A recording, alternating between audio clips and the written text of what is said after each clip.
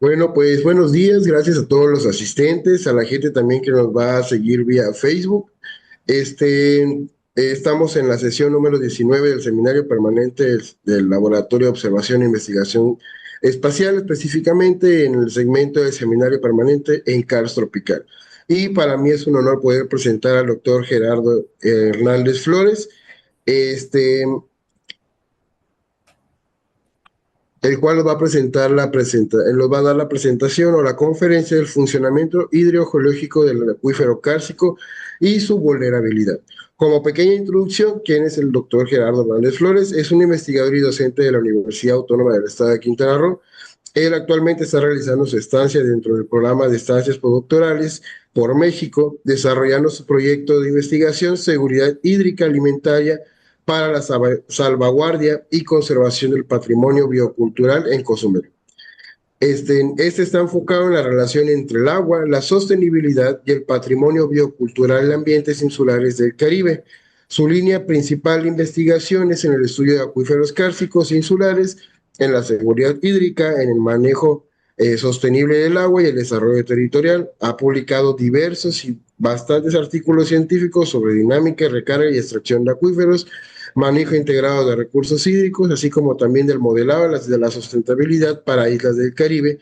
Esto también es publicado en revistas nacionales e internacionales. Y asimismo también ha participado como ponente y conferencista en diversos congresos, seminarios y foros académicos nacionales e internacionales relacionados con la hidrogeología.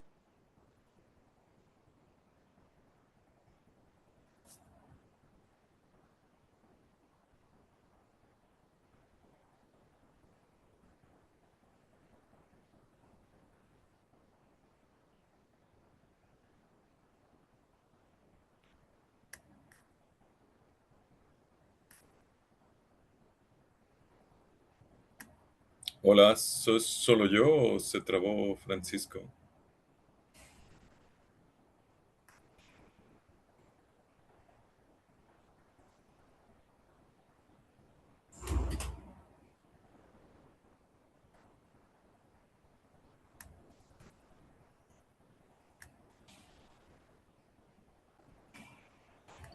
Este, se, se, se cortó Sí, la señal. Hasta sí, no sí. sé dónde. La, terminé la presentación o hasta qué parte más o menos me quedé la. De la semblanza ya estabas terminando. Ok. Bueno, pues ahora sí que tenemos un experto en cuestiones de funcionamiento hidrogeológico y principalmente en el acuífero kárstico y espero que disfruten mucho la ponencia y aprendan mucho. Les invito mucho a que también hagan sus preguntas. Si salen dudas, pueden escribirlas y al final de la presentación se abrirá un espacio para preguntas o para comentarios hacia el conferencista. Eso también va para los que están viendo vía Facebook. Pueden dejar sus comentarios y preguntas en la caja de comentarios de la publicación y yo los leeré para poder hacérselos llegar al ponente. Y pues ya, para no interrumpir más la ponencia, le doy la voz al doctor Gerardo para que inicie su presentación. Muchas gracias y iniciamos. Bien. Muchas gracias, Francisco. Sí, es de verdad un gusto, un honor estar aquí. Y efectivamente vamos a comenzar, pero antes quisiera, pues abiertamente hacer un agradecimiento al Laboratorio de Observación e Investigación Espacial de la UCRO Cozumel, ¿no? Y efectivamente, bueno, me toca dar la parte de funcionamiento hidrogeológico del acuífero kárstico y vulnerabilidad. Eh, Voy a tratar de hacerlo rápido y eficiente, unos como 40 minutos para que no nos tome tanto tiempo y lo podemos hacer de manera muy ejecutiva.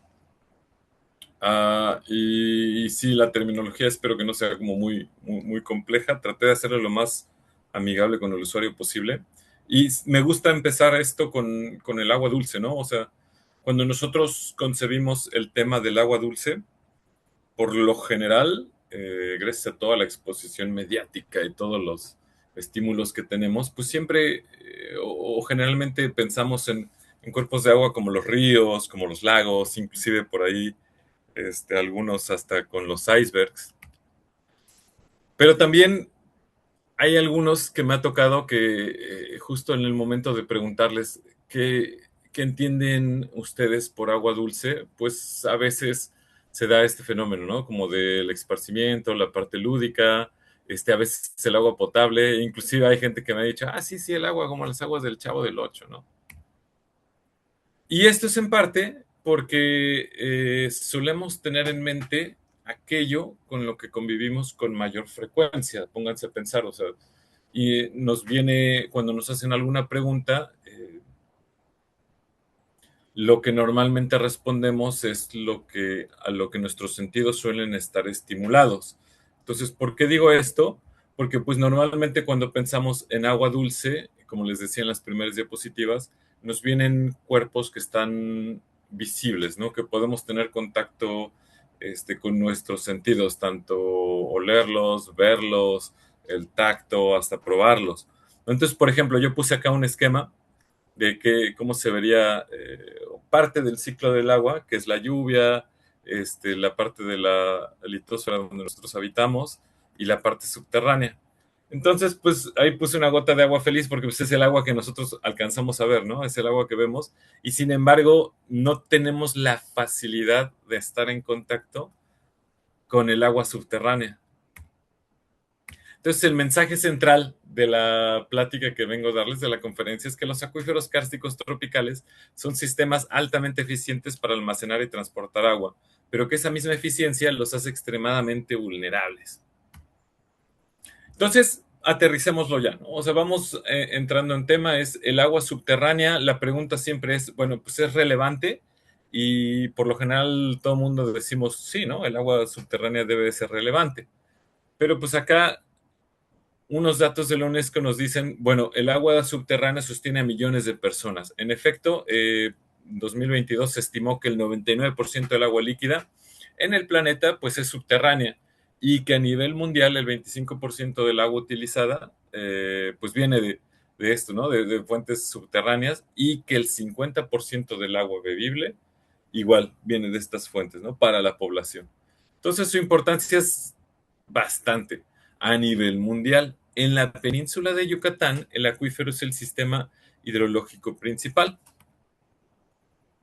Y generalmente cuando hablamos de agua subterránea o de agua, por lo general en la península de Yucatán, hay como este dicho, ¿no? De que en la península de Yucatán es casi como un mantra. En la península de Yucatán no existen cuerpos de agua superficiales, lo cual no es totalmente cierto. Si se dan cuenta, en la imagen de la derecha, podemos ver un mapa que publicó con agua acerca de dónde están los cuerpos superficiales de agua dentro de la península de Yucatán. Digo, no son muchos como en otros lados, como en otros ambientes, pero sí los tenemos.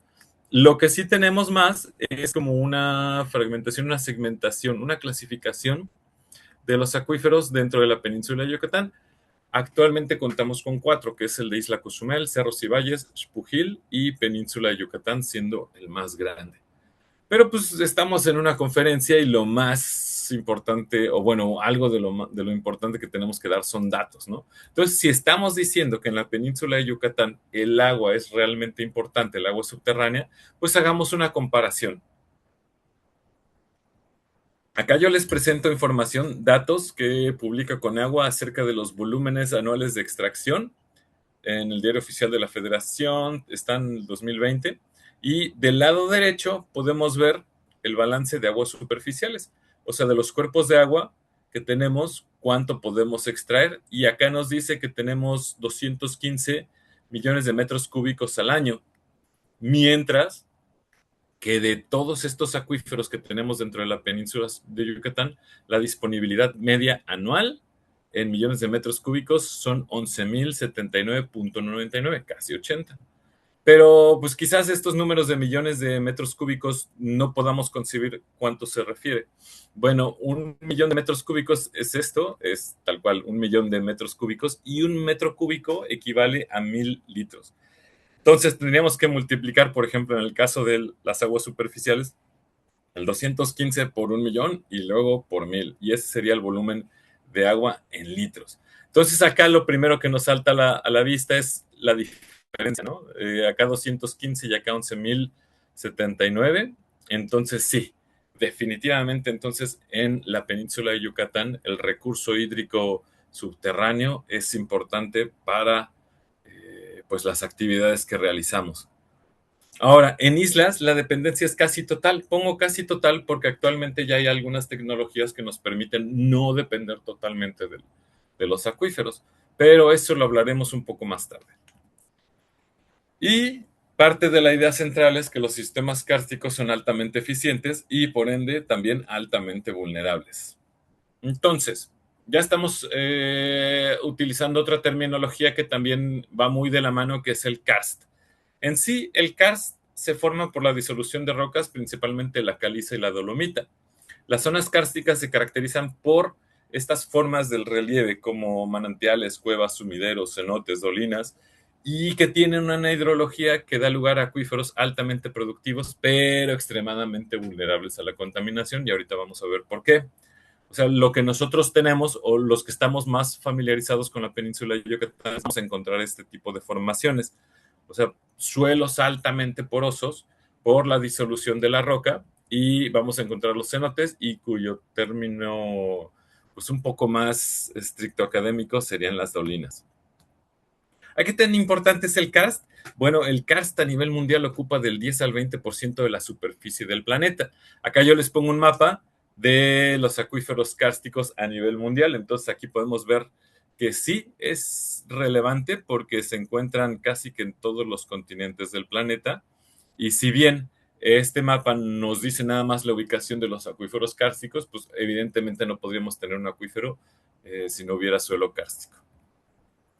Ahora, en la región en la que nosotros estamos, de la península de Yucatán, este mapa también nos muestra la región de las islas, y lo que está más en negrito, o más, sí, como resaltado o oscuro, es territorio kárstico. Entonces nos podemos dar cuenta que tiene una gran relevancia, al menos en la región en la que nosotros nos ubicamos, y que también es de relevancia para algunas islas que están cerca del Caribe y cerca de nosotros. Ahora, el funcionamiento hidrogeológico es necesario que entendamos algunos conceptos. Por ejemplo, el de la infiltración rápida. Ya hablamos que tenemos el suelo kárstico, y el suelo kárstico, como decíamos, es un suelo muy representativo, es un suelo muy poroso, pero esta porosidad se da principalmente por la disolución de la roca. La disolución de la roca, si recordarán sus clases de química, tiene que ver mucho con la formación de ácidos atmosféricos que eh, se mezclan o se generan con la lluvia y se precipitan. Aquí, por ejemplo, les pongo la formación de el ácido carbónico, que se da gracias a la presencia del dióxido de carbono y el agua, pero también existen casos, digo ahora ya con toda la contaminación ambiental y atmosférica, de que puede presentarse o azufre o algunos compuestos de nitrógeno. Entonces, todos esos acidifican la lluvia y van infiltrándose. No solo la lluvia, sino también la descomposición de materia orgánica. En la imagen podemos ver un árbol, y evidentemente ese árbol y toda la materia orgánica que tenemos a nivel de suelo, al momento de descomponerse genera distintos ácidos, ¿no? Como pueden ser ácidos húmicos, ácidos públicos, y estos lo que hacen es van diluyendo, van deshaciendo poco a poco la roca, y nos va dando paso a estas formaciones. Entonces acá abajo igual les presento más o menos cómo sería, ¿no? La fórmula de la disolución. En este caso del carbonato de calcio, puede ser bicarbonato de calcio en contacto con el agua y con un ácido. Entonces lo que tenemos es, pues sí, la presencia de iones disueltos y el agua y la disolución. Ahora, la parte de la infiltración a grandes rasgos se puede ver así. O sea, cuando nosotros tenemos la infiltración, como en el periodo de recarga del acuífero, que es la imagen de abajo, toda el agua, gracias a estas aberturas, recovejos, se va a infiltrar. Y entonces lo que va a pasar es, por donde está, puede ser un cenote, puede ser una caverna, puede ser algo, ahí es donde se va a infiltrar con mayor facilidad, y se va a generar un cono, un tipo así como carpa. Y entonces esta se va, lentamente va a empezar a permear hacia los lados, y por eso se va a hacer como esta estructura. Caso contrario, que es en la parte de cuando nosotros tenemos periodos de sequía o de estiaje, ¿no? Donde el cono se hace inverso. Ahora, otros conceptos que necesitamos entender es el flujo preferencial, comprender la heterogeneidad y la conectividad. Hasta ahorita habíamos entendido como el karst como pues la presencia de rocas porosas, ¿no? Pero en realidad es mucho más complejo que eso. De hecho, aquí les pongo un mapa del 2024 donde no solo se observa la caliza y la dolomita, sino donde ya se observa distintos compuestos, distintos eh, tipos de roca dentro de la misma península de Yucatán. Y entonces esto va muy de la mano con el concepto que les quería presentar o que estábamos presentando ahorita, que es la heterogeneidad. O sea, nos funciona mucho para entender a nivel conceptual que fuera totalmente de caliza o dolomita, pero o sea, la realidad es bien distinta. La realidad es que no en todos lados va a tener la misma composición y el hecho de que no tenga la misma composición va a influir de manera importante en cómo es que se va a diluir y cómo es que el agua va a poder generar distintos pasadizos en los cuales se va a poder infiltrar y va a poder pasar. Este es otro mapa del 2010 donde podemos ver otro tipo de composición, tanto la caliza generada por moluscos que vemos acá, más en la zona de costa, la caliza coquinoidal, que está un poco, sí, en la zona de costa, pero algo de Quintana Roo y Yucatán. Y esta que es la caliza cristalina folicífera, que se encuentra más en la zona de Campeche y Quintana Roo. Entonces, esto es algo que quería mostrarles, ¿no? O sea, de entrada es complicado abordar estos temas justo por esto, por la heterogeneidad del ambiente en el que se encuentra. Digo, cuando nosotros decimos karst, pues es un poco más sencillo, pero ya cuando empezamos a verlo con detalle, pues nos damos cuenta que hay una heterogeneidad que va a ser intrínseca a la diversidad de ambientes que podemos estudiar. Entonces, el funcionamiento hidrológico en el sistema kárstico se va a ver así. Vamos a poder tener nosotros dolinas, que les decía que pueden ser los cenotes, vamos a tener algunos ríos. En la parte superficial, lo más probable es que no haya ni lagos ni cosas así, sino que tenemos son los cenotes o las dolinas. Y en la parte subterránea es donde vamos a tener estos tipos de formaciones, estos huecos que pueden dar lugar a cuevas. Y entonces ahí es donde vamos a encontrar nosotros nuestro acuífero. O sea, vamos a tener una parte de entre la superficie del suelo y donde podamos encontrar el agua, que es la zona de baldosa, y ahí es donde puede haber o infiltración del agua para que eventualmente llegue a la zona de saturación, que es donde nosotros podemos ahí encontrar el agua subterránea. Y así es más o menos como lo representan este autor en 2020 de la península de Yucatán o de la zona de acá de la región. O sea, evidentemente nosotros tenemos la fortuna de contar con zonas de costas y si se dan cuenta el acuífero tiene como esta característica, conforme se va acercando a la zona de costa, se va haciendo la lente de agua un poco más somera. Y pues todo lo que les decía, ¿no? Todas estas formaciones, tanto de cuevas como de cenotes, pero esto es lo importante, o sea, hay una zona en la cual no vamos a tener saturación o inundación de agua y abajo de esa vamos a tener nuestra zona donde va a estar el acuífero.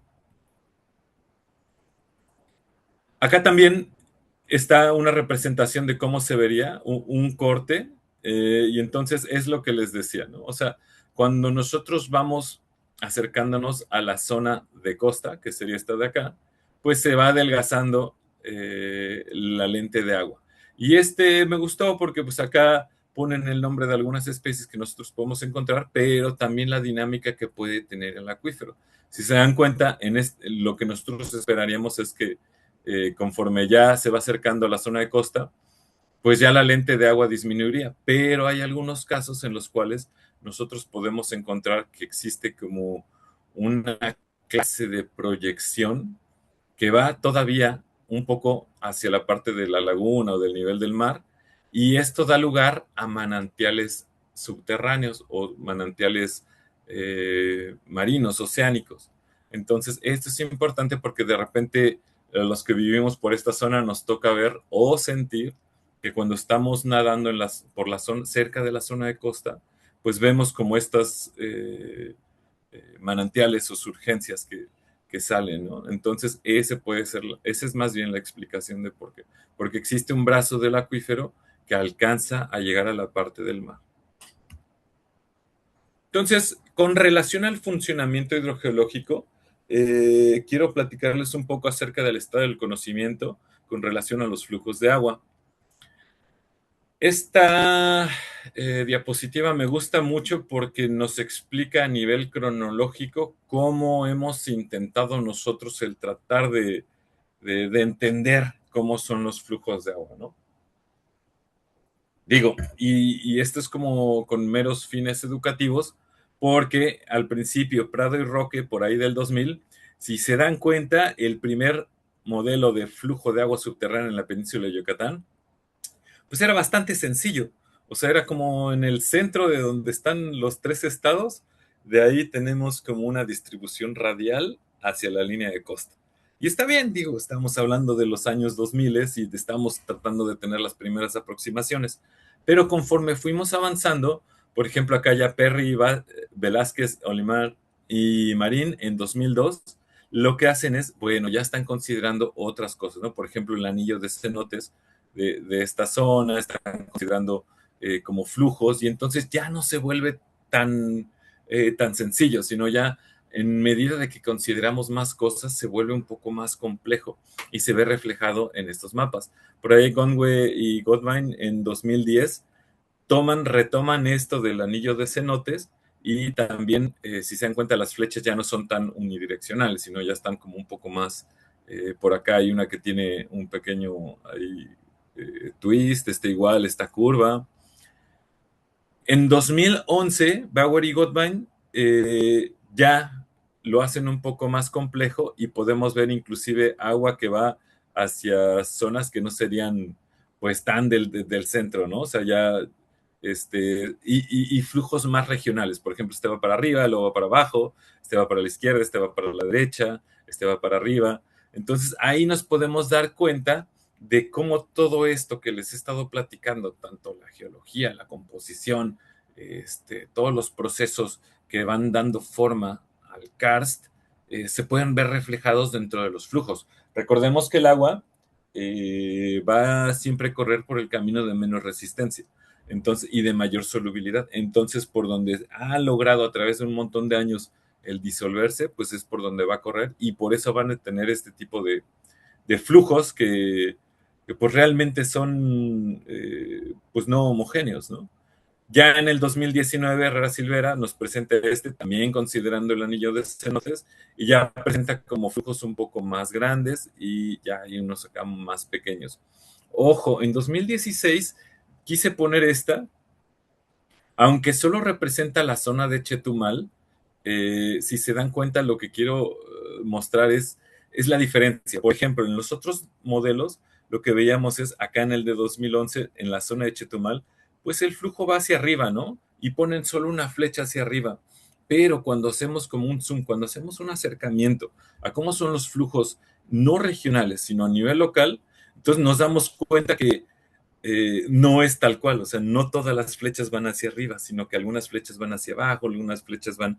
eh, y entonces es esto, ¿no? O sea, a lo que quiero llegar es que a nivel regional podríamos representar como el promedio o la mayoría de los flujos yendo hacia algún lado, pero a nivel local es importante hacer la investigación porque entonces no todos los flujos de nivel local van a responder o se van a comportar como se están comportando a nivel regional.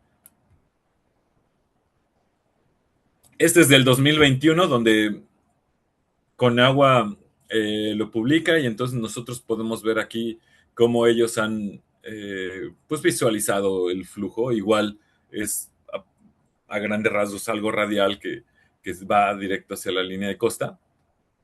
Este es otro trabajo un poco más reciente, del 2019, en el cual se dedicaron a hacer justo eso, ¿no? Como medir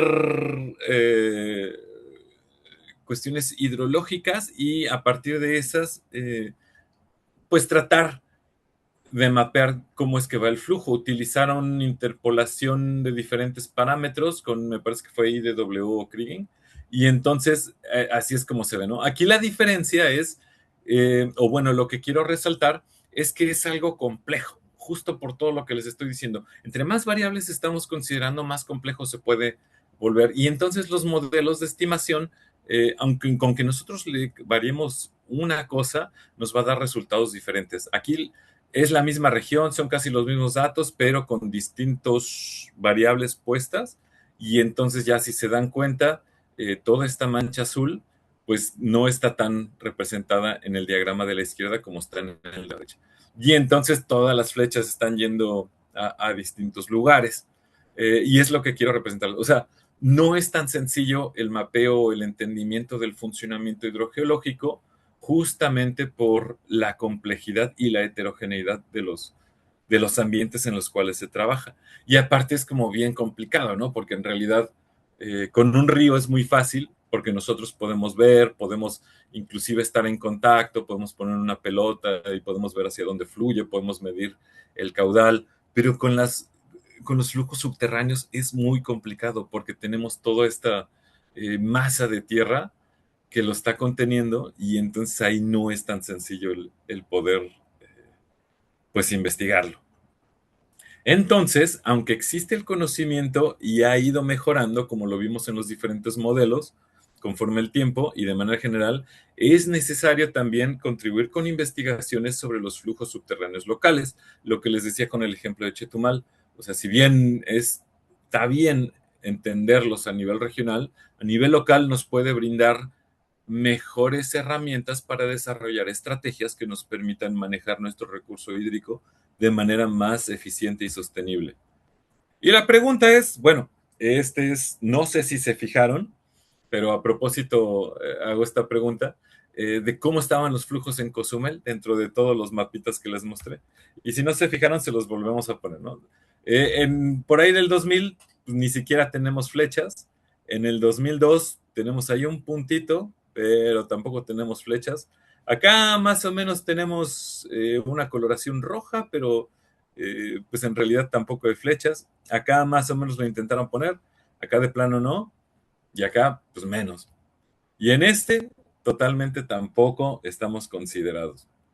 Y entonces eso es lo que les quería decir, ¿no? Como que mucha de la atención se ha enfocado a la parte de la península de Yucatán, pero también en Cozumel pues es necesario, ¿no? El generar este conocimiento. Y bueno, me voy a tomar el tiempo para hablar un poco de manera muy breve acerca de lo que es Cozumel para todos aquellos que no estén familiarizados con la isla, ¿no? Que es donde vivimos.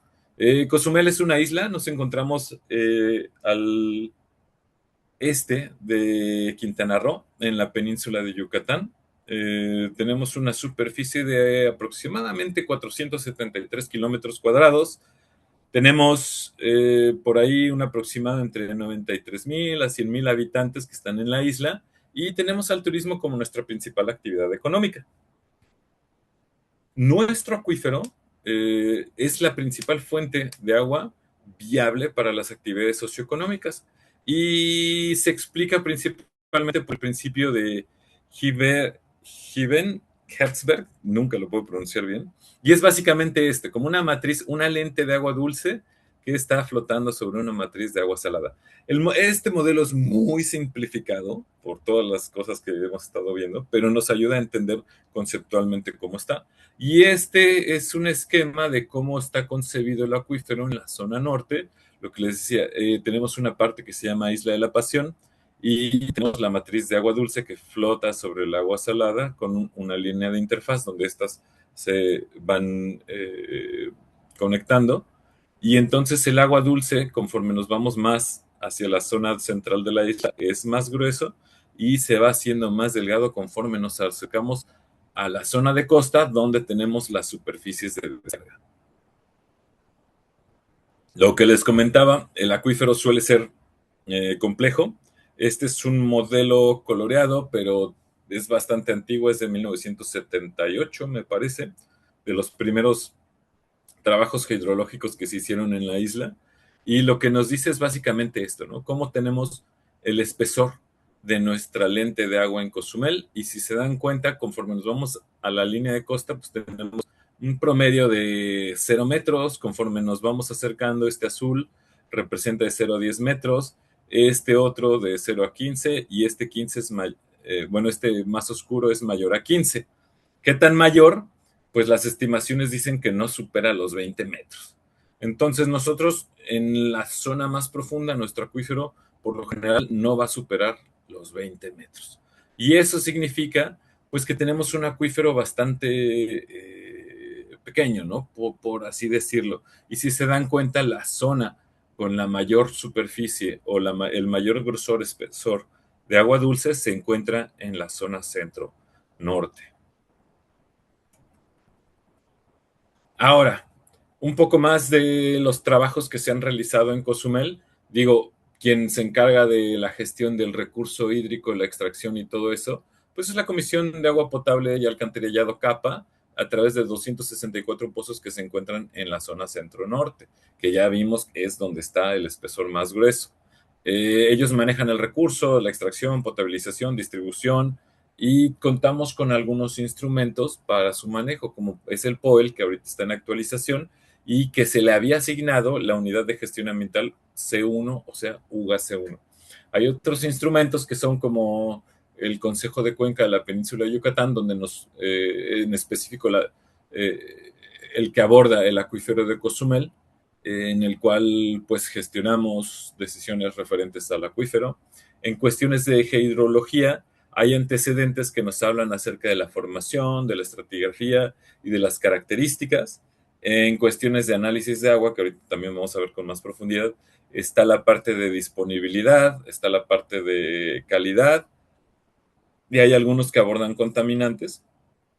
Y hay también trabajos en los cuales se maneja la parte de estudios socioeconómicos, tanto de turismo como de presión hídrica.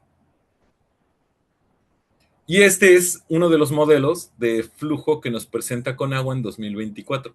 Si se dan cuenta, igual se parece mucho a los que inicialmente teníamos en la península de Yucatán, y sinceramente creo que está bien, porque en esto de la ciencia es como un proceso de avanzar y por algo tenemos que empezar.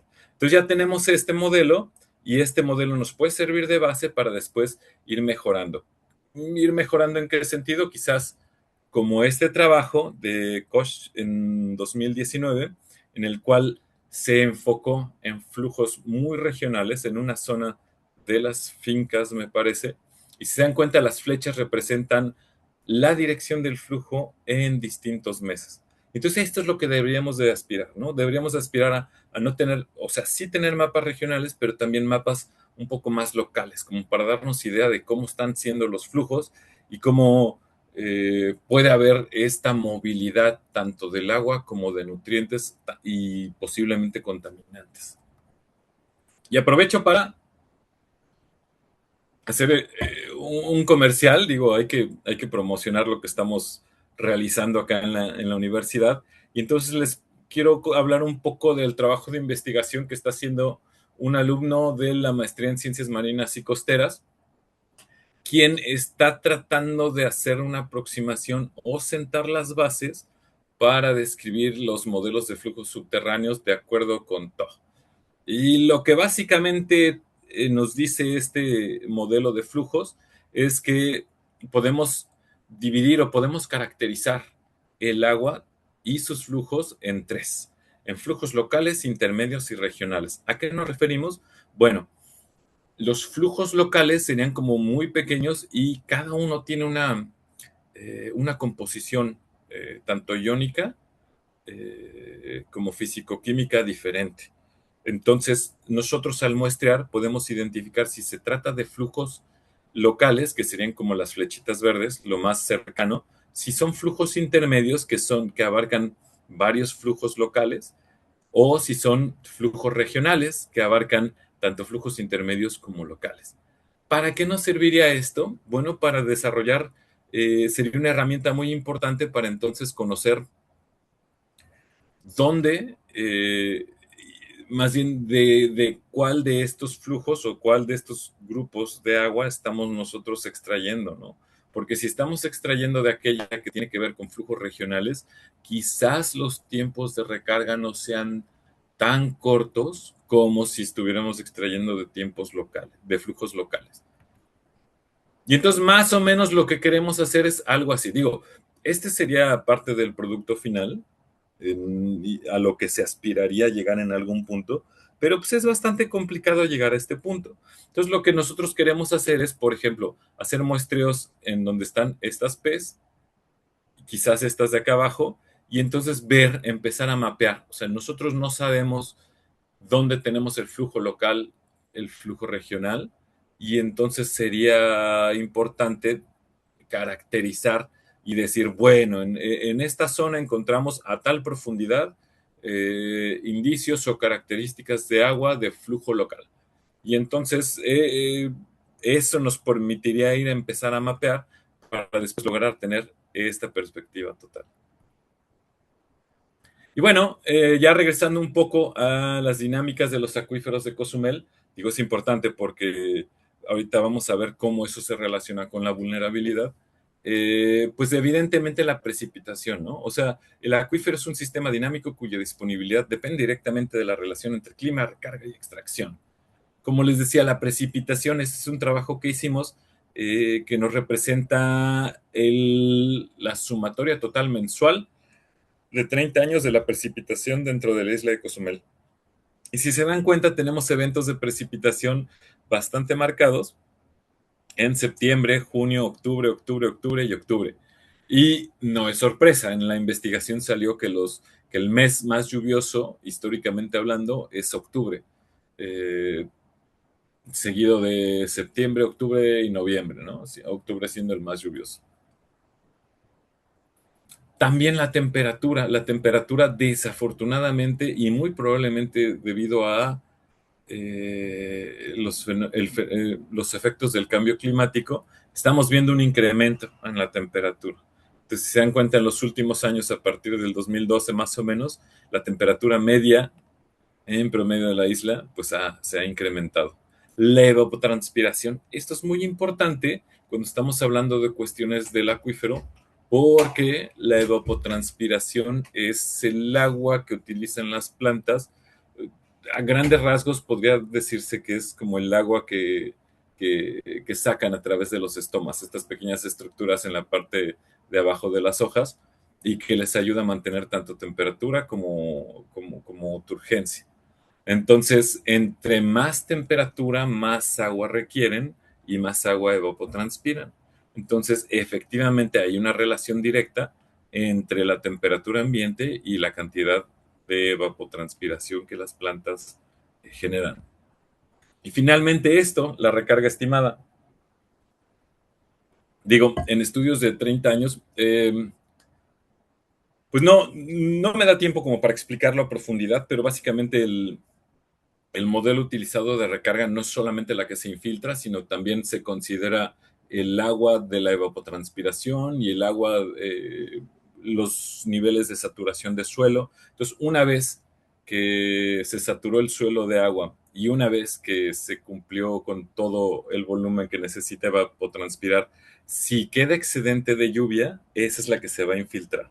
Entonces, acá lo preocupante o lo que nos llama la atención es que si bien tenemos eventos donde hay recargas bastante marcadas, y podemos ver que los eventos de recarga están disminuyendo conforme pasa el tiempo, ¿no? O sea, del 2004 para acá, sí ha habido una disminución importante en la cantidad de eventos. Y un dato que tenemos por ahí es que 41.6% del agua que se estimó que fue recargada en la zona de esta de la UGA-C1, pues fue extraída para el uso de nosotros, de las personas, de los habitantes. Y a grandes rasgos podríamos verlo así. O sea, la tendencia en cuanto a precipitaciones que va disminuyendo, la tendencia en temperaturas que va aumentando, evapotranspiración también va aumentando y la recarga estimada también va disminuyendo. Ahora, entremos en el tema de vulnerabilidad. O sea, cuando nosotros hablamos de vulnerabilidad, y si nos vamos a la vieja confiable Real Academia Española, lo que vamos a encontrar es cualidad de vulnerable, que realmente no nos dice nada. Pero ya cuando vemos vulnerable, entonces sabemos que se refiere a que puede ser herido o recibir lesión física o moralmente. Y aquí viene la pregunta del millón, o sea, ¿yo cómo puedo herir o lesionar física o moralmente al agua? Afortunadamente no tenemos que meternos en todos estos dilemas filosóficos respecto a si el agua puede ser herida moralmente, y ya hay trabajos previos donde abordan la vulnerabilidad, pero específicamente para los acuíferos. Y aquí es muy importante hacer la aclaración de que nos vamos a estar refiriendo a la contaminación. Entonces, cuando yo hable de la vulnerabilidad en acuíferos, la primera definición o la más general que debemos de considerar es la susceptibilidad relativa de los sistemas acuíferos a la contaminación antropogénica. Y si nosotros, digo, acá es un dicho que hay entre manejadores tanto de organismos y de agua, ¿no? O sea, pregúntale una definición, pregunta a 100 manejadores la definición de algo y te van a dar 200 definiciones. Entonces, por ejemplo, les pongo, estadísticamente se define como la probabilidad de que los contaminantes se filtren y difundan desde la superficie del suelo hasta los sistemas de agua. O sea, una característica que debe de tener todas las definiciones es esto. O sea, que debe de considerar conceptos como riesgo, susceptibilidad, sistema del acuífero, calidad del agua subterránea y, muy importante, contaminantes terrestres, contaminantes naturales o artificiales, o sea, los antropogénicos. Y cuando hablamos de la vulnerabilidad de los acuíferos, por lo general se divide siempre en dos, en la intrínseca y en la específica. La intrínseca tiene que ver con esa susceptibilidad del agua subterránea a contaminarse, pero considerando únicamente aquellas propiedades geológicas, hidrológicas e hidrogeológicas del sistema, independientemente del tipo de contaminantes. Mientras que la vulnerabilidad específica es lo mismo, es la susceptibilidad del agua subterránea frente a los contaminantes concretos o grupos de contaminantes, considerando además de propiedades como movilidad, transporte, degradación y procesos de atenuación físico-biogeoquímica. Entonces, estos factores controlan la vulnerabilidad, ¿no? Por ende, tanto las propiedades del suelo como el acuífero, la permeabilidad, porosidad, conductividad, los procesos hidrológicos como infiltración, recarga, flujo subterráneo, procesos de atenuación natural como absorción, degradación, filtración, dispersión y las características geoquímicas del contaminante, la movilidad, la persistencia y la solubilidad. Ahora, de esto, ¿qué antecedentes tenemos en Cozumel? Pues tenemos algunos trabajos por ahí de Gutiérrez Aguirre en 2008 con la presencia de nutrientes asociados a influencia urbana, como son nitratos, fosfatos y amonio. Tenemos de Coronado Álvarez contaminantes principales como coliformes, fecales, totales, nitratos. De Koch en 2016 con la contaminación asociada a aguas residuales domésticas, nutrientes, materia orgánica, y todo relacionado a asentamientos sin saneamiento adecuado. Y de Koch 2017 de fármacos.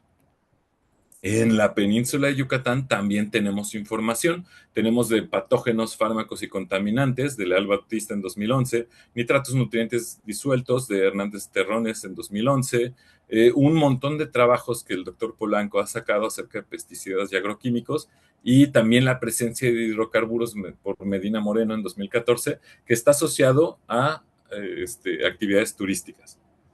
Ahora, cuando nosotros queremos aplicar o queremos ya medir tal cual la vulnerabilidad, por lo general vamos a representarla de esta manera. Digo, hay muchas metodologías, algunas se aplican a sistemas porosos y algunas se aplican ya a acuíferos kársticos, pero sin lugar a duda la que nos ayuda mucho es los sistemas de información geográfica, justamente para representarlo. Entonces, por ejemplo, yo les pongo aquí el ejemplo de este trabajo en el cual consideraron los principios para la evaluación de la vulnerabilidad dentro de su trabajo, como la infiltración, la representatividad de los contaminantes y la regionalización.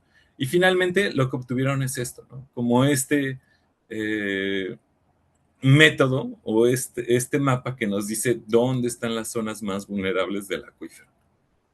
Y este otro trabajo del 2025, en el cual nos muestra que aproximadamente el 23% de las muestras de agua que ellos analizaron superaron los límites aceptables de sulfato nitrato para el consumo humano. Acá lo importante, o lo que me gustó mucho, es este esquema que nos muestran, o sea, tanto para entender cómo es que funciona el acuífero, les digo, todo esto azul es zona marina y esto es el acuífero, pero acá tenemos la representatividad de distintos eh, pues casos que pueden aportar contaminantes, ¿no? Como las granjas pecuarias, porcícolas, por así decirlo, los asentamientos urbanos y las actividades agrícolas. Entonces, eso ellos lo consideran como polución de nitrato. Y todo eso cómo se va infiltrando y cómo se ve cuando nosotros hacemos procesos de extracción del acuífero. Entonces, eso, digo, es un esquema que nos ayuda tanto para entender el funcionamiento del acuífero como para un acercamiento a la vulnerabilidad. Y cuando luego platico esto con los estudiantes, pues me dicen, no, profe, pues entonces, ¿qué? Ya nos deprimimos y todo. Pero no, no necesariamente. Entonces, integrando todo lo que ya hemos visto, ya a manera de empezar a cerrar, o sea, ya vimos la parte geológica, la parte hidrológica, la parte de las dinámicas hidrometeorológicas y también ya identificamos como la parte de los contaminantes. Todo esto, pues como una aproximación tanto a los flujos como al entender cómo abordar la vulnerabilidad de los acuíferos. Y si bien la vulnerabilidad es una pieza importante, el rompecabezas lo vamos a entender o lo vamos a componer de muchos más elementos. Por ejemplo, ¿no? O sea, cuando hablemos del acuífero, no solo hablemos de contaminantes ni de dinámicas de recarga. O sea, existe el agua, existe el turismo, la población, ecosistemas, arrecifes, gobernanza. Y yo me ayudo mucho de los tres ejes del desarrollo sostenible. Por ejemplo, en la parte ambiental, pues tenemos muy caracterizado, ¿no? Sabemos la calidad del agua, sabemos los nutrientes que pueden haber, algunas dinámicas. La parte económica es algo que no he visto que se ha trabajado mucho con relación al agua, porque hay una disputa ahí, ¿no? Con relación a la terminología. Pero yo veo también un aporte muy importante desde el área social. O sea, lo que les decías en el principio, ¿no? O sea, nosotros por lo general no nos identificamos con algo con lo cual no tenemos tan cerca de nuestros sentidos. Entonces el acuífero, el agua subterránea como tal, difícilmente vamos a tener acceso a menos de que vayamos a un cenote. Y eso es una actividad que no siempre se va a poder hacer. Entonces yo creo que hay un potencial ahí inmenso en la parte social que nos podría ayudar a complementar los estudios, justo como para comprender, monitorear, integrar y finalmente conservar. Bueno, y con esto doy por terminada mi pequeña charla. Espero no haberlos aburrido mucho. Eh, y estos son los datos de contacto, ¿no? Por si gustan en algún momento mandar algún mensaje o si quisieran saber un poco más del tema o de la bibliografía que presenté, con gusto se las puedo compartir sin problemas. Muchísimas gracias, doctor. Muy interesante la plática, la verdad, bastante completa y más que nada también se agradece mucho la facilidad en la que explica todos los términos que muchas veces pueden llegar a ser complejos o a veces los términos científicos pueden llegar a ser medio confusos, pero la manera en la que usted presenta toda esta información, la verdad, es bastante digerible, bastante fácil de entender, y apoyado también con todas las, con todos los diagramas, con todos los esquemas que nos mostró, la verdad es una presentación muy, muy, muy clara. También la forma en la que presenta e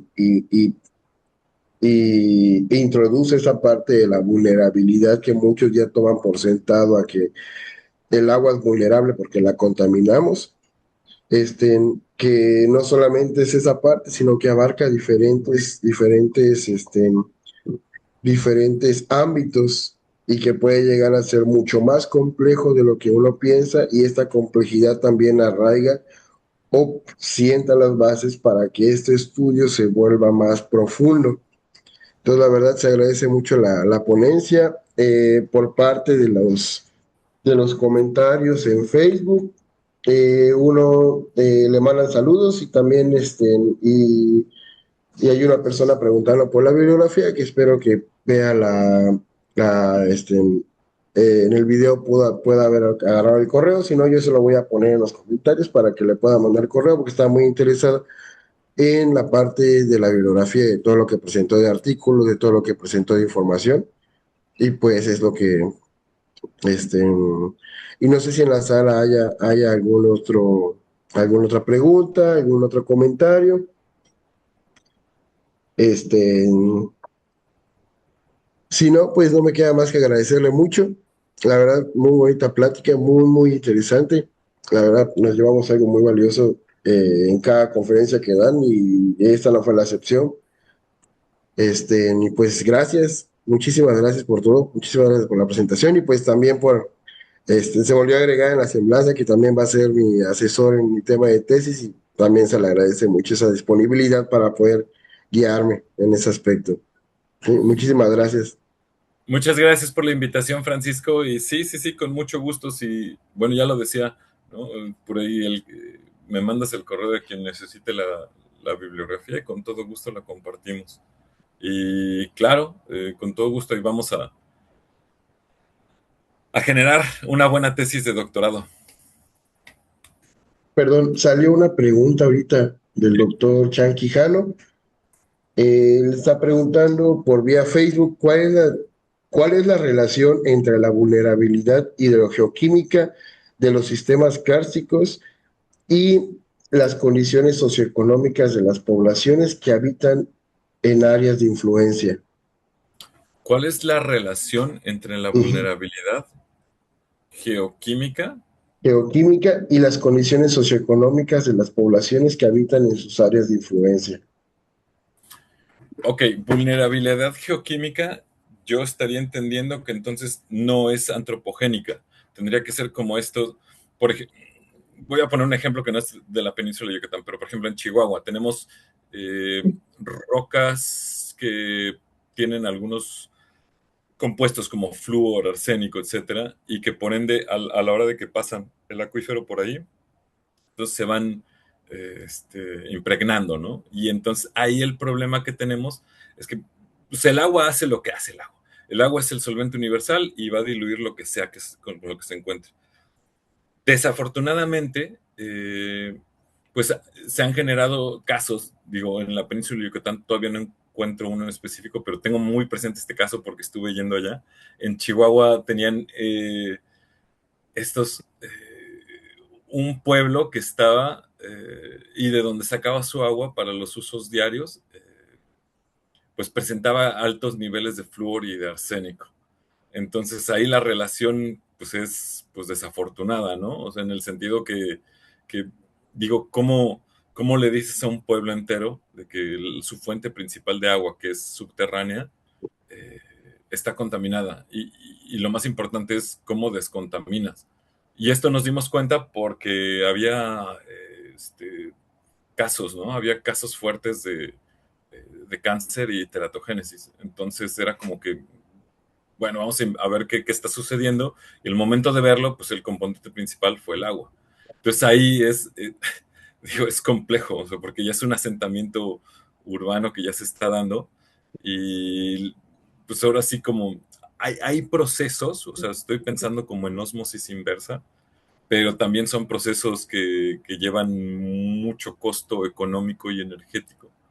Entonces ahí es una muy buena pregunta.